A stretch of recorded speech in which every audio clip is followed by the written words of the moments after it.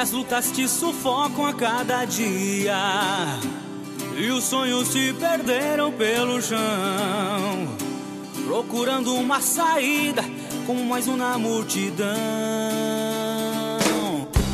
Essa vida é tão curta e passageira, aqui não é o meu lugar.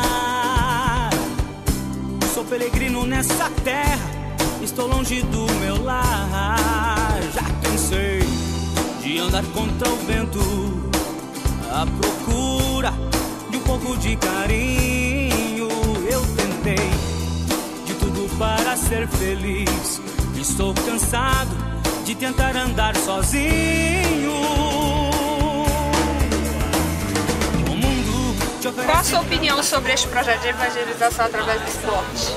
É um projeto bacana, né? Eu creio que a Igreja Católica ela tem muito a ganhar com isso, porque na Igreja Católica principalmente falta muito incentivo para a juventude. Você acreditar,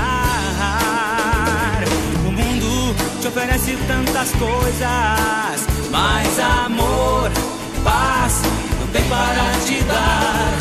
Tudo pode mudar.